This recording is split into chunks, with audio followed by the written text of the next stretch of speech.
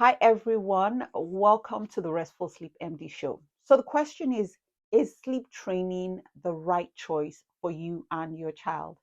This is what we're going to be talking about in this episode of the Restful Sleep MD show.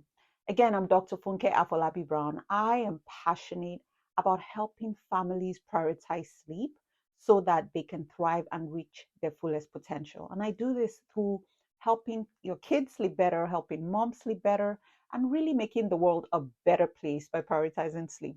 But then this question I hear comes up so frequently. Should I sleep train? I don't want to cry it out. And the bottom line is sleep training is not for everyone. And so in this video, we're going to be talking about the benefits. We're going to be talking about what sleep training is. We're going to be talking about the pros, the cons, so that you can make an informed decision. But before we move forward, if you are new to this show, I want you to hit that subscribe button. I want you to like, I want you to share so that you never miss a video. So, okay, let's get started. So, what is sleep training really?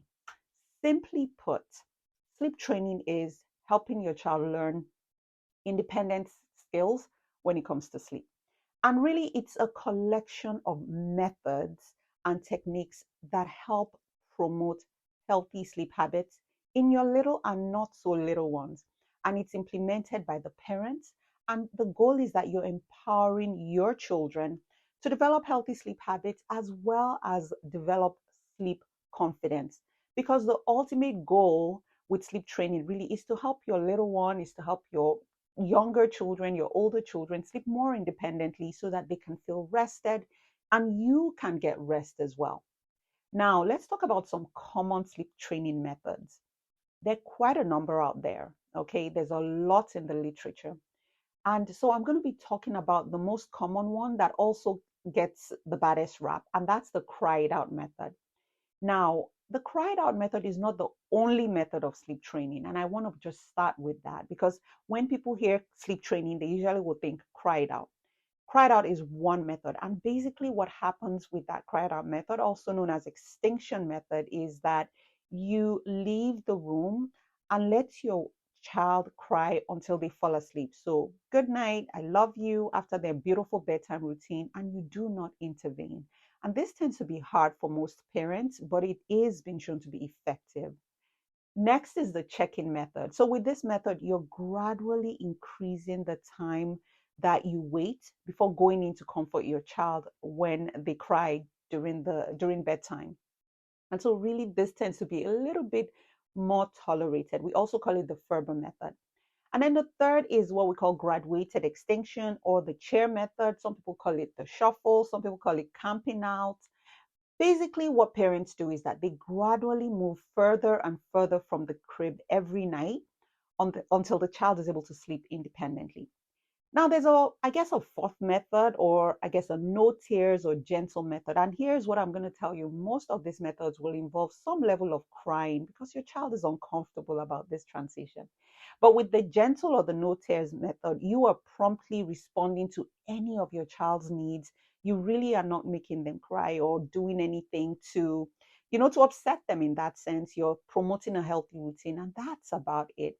And again, you have to figure out what is best for you. You have to figure out what aligns with your values, with your child's temperament, with your parenting philosophy. There's so many things that are involved. So there's really no cookie cutter method. That being said, what are the benefits of sleep training? Why do we talk so much about it? So let's talk about some of those potential benefits. Now, the reason why we need to talk about this is that I want you to make a decision really based on first a deeply personal choice, but also understanding that it might be helpful on the long run. Okay. So, number one is there's better sleep for everyone, right? Think about it. Your child is now able to go to bed on their own. They're able to sleep better. You, as a parent, you, as a busy mom, you're going to be able to get more rest.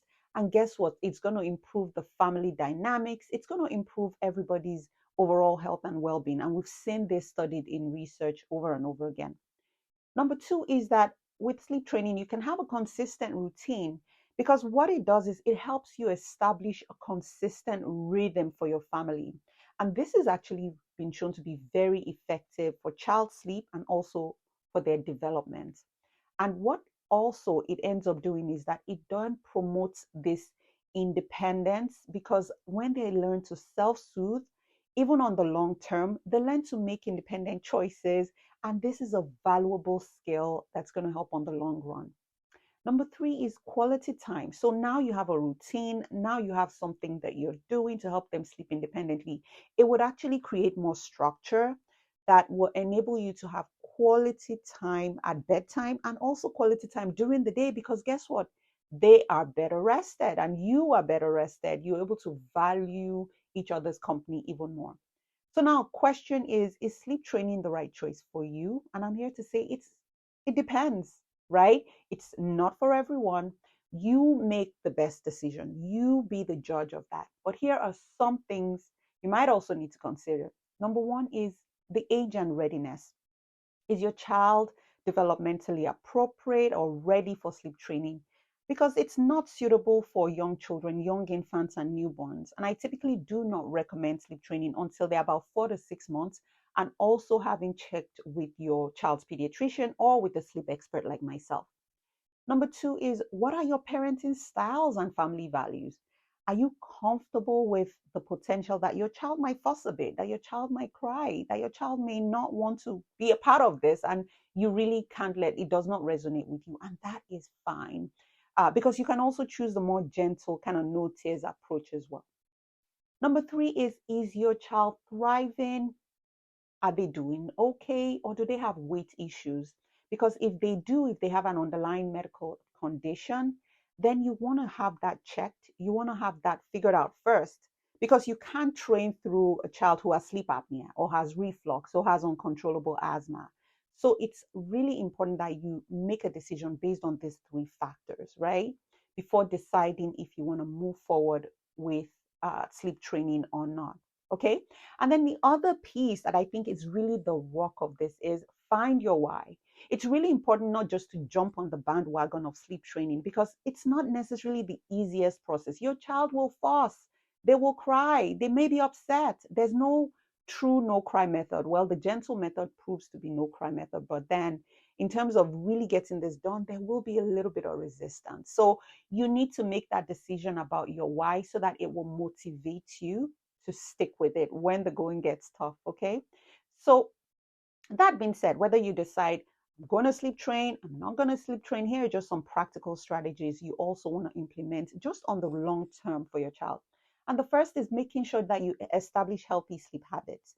Make sure that they are going to bed at the right time, making sure that you're avoiding electronic devices at bedtime, making sure that you are not drinking caffeine, making sure that their bedroom is optimized overall, making sure that your room is cool, the room is cool, it is dark, it is noise free, and all that good stuff. And I have so many videos where we talk about this. Again, this is personal. Whether you decide to sleep train or not, it all has to come down to your family's unique needs, your values, and what your mental health looks like. Because if you feel like you're burned out, you're exhausted, you're drained, you're not the version of yourself that you thought you would be because your child is not sleeping, then we need to have this conversation and say, okay, let's talk about how to get your child sleeping independently. So that's it, folks. If you found this video helpful, give it a thumbs up. I want you to share it with other busy moms that might benefit. And do not forget to subscribe for more parenting tips.